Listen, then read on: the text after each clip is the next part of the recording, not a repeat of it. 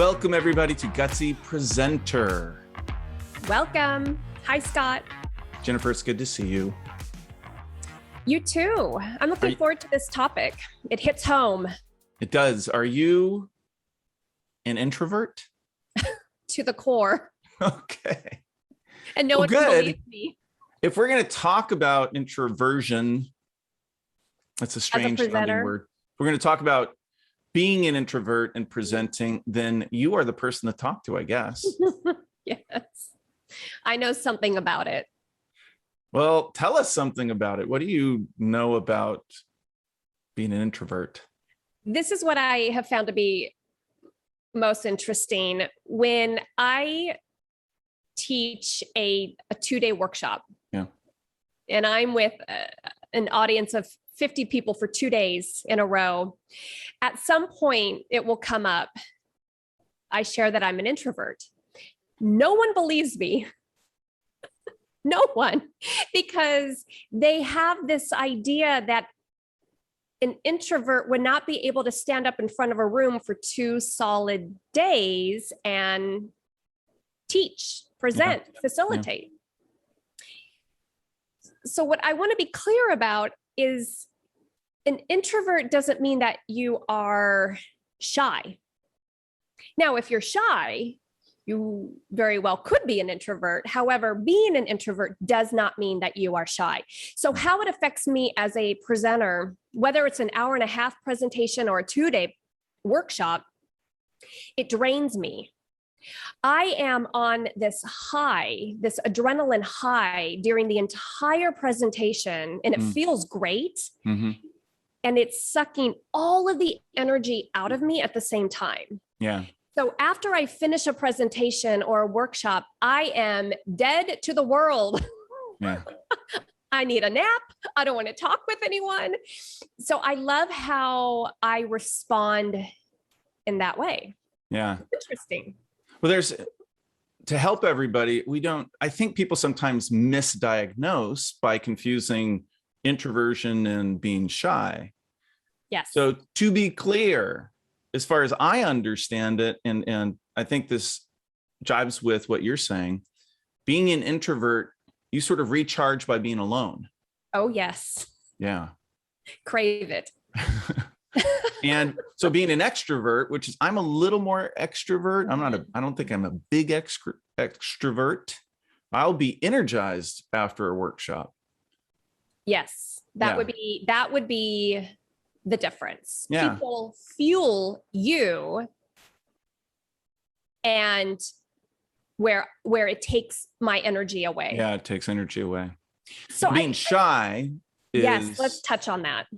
Is, as far as I understand it, being shy is a little bit about, I would rather be unseen because I feel like when I'm seen, I might be evaluated. I'm afraid of being evaluated and negatively judged. Yes. So I'm just going to stay out of the limelight. Do you think that's accurate? It absolutely can be accurate. And how that affects a presentation when the presenter is shy, how it could show up, where I've seen this show up, the presenter can speak in a very low volume. Yeah. You can barely hear the person. And the coaching that I give around that is, if your audience cannot hear you, and this is, Scott, this is in person presentations, because over Zoom, we can adjust our volume. That's great. However, in person, if your audience cannot hear you, there is no point in you giving your presentation. Yeah. There's no point to that. So it can show up in low volume. It also can show up that they will not make eye contact with their audience. Yeah. It feels very threatening to them to truly make intentional eye contact. So their words are landing all over the place, the ceiling, the floor, the slides. And then the miss with that, the problem is there's no connection being made with your audience. And if we cannot make that intentional eye contact, we don't come across as the expert or confident or maybe even trustworthy. Well, I feel bad for people that have to present and they're shy, Yes. because, that's a way of being that it's like a habit of thinking. Then you have to do something that scares the heck out of just about everybody, go in front of a big group where people like you and I are always coaching people. You want to stand out, and somebody who's shy just wants to do the opposite. Because I don't want to stand out. I kind of want to just hide. disappear. Yes. And so, of course, it's going to come out in some of these behaviors. I think that the other thing, well, so to put this together, an introvert, that's just a matter of energy. And I think introverts can be great presenters. I don't think it's too hard. I think introverts can expect that it's going to be a draining experience when they're done. Exactly. But they can be awesome. Yes. I think for somebody who's shy, now that's going to take some internal work. Yes. It's going to feel painful. Yeah. Okay. So what do we do then? How do we, if we are painfully shy and we need to give presentations for our job? Yeah. What can we do to move through that? I have a couple ideas. Do you have any you want to share? Well, I do. The first one is avoid jobs that make you get in front of speakers. No. No, I know, but I do know people who are shy that do that. They just, oh yeah, they will of course steer away from those kind of positions. So I think it's rare that you're going to find a shy person who's suddenly in that position where they have to get out and speak, but it happens. So tell us, what's your advice? I would say that the first thing is to be kind to yourself. There is a reason why you are shy. I'm not going to get all psychological here. We all have to identify for ourselves. What is that? What am I afraid of? What am I insecure about? And then just being kind to ourselves with, okay, that is my reality. Yeah. However, if I'm going to be presenting or going to network events or a dinner party, even a dinner party can feel painful. What are some small steps, baby steps that you can take to try to overcome this shyness, to try to stand out a little bit more? Yeah. That's what I would suggest. Now, I want to give another tip on what we don't want to do as a presenter. Okay. I hear this often. A presenter will get up in front of their audience and they will say to their audience, "Ooh, I'm really nervous." Mm-hmm. I don't recommend that. Mm. And I tend to see that that's more that shyness coming out. They want to announce to their audience that they're not comfortable. Okay. Don't give it away. Don't give it away. Smile more, which is going to help to overcome that. A baby step could be, I'm just going to focus on making that intentional eye contact. It doesn't have to be perfect.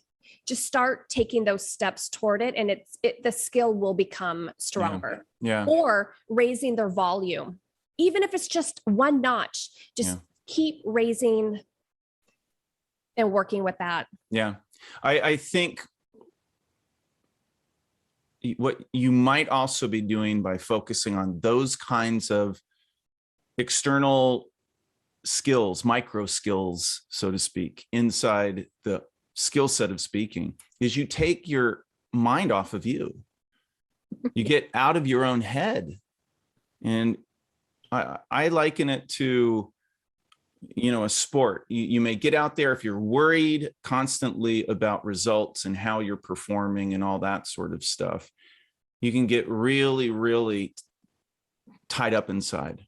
And that's not going to help your performance. But if you stay out of your head and you focus on what are the one or two external behaviors I've got to produce, it could be with my voice, it could be with my hands, it could be with eye contact, then I think you do have a chance of keeping out of there and just focusing on that skill. And ultimately, I think that will build your confidence a little bit. I agree.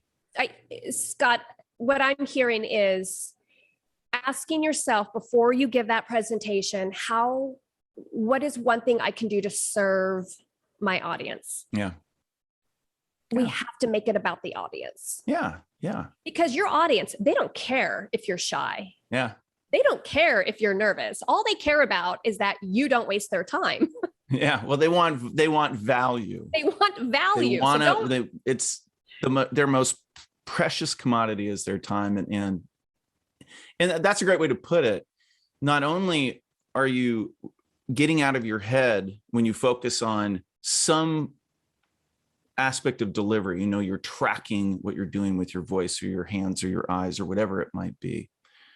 You're also doing it in a spirit of generosity, which I think helps, because a little bit of that shyness could be, I'm just so worried about me. Well, yeah, I know it's hard, but stop.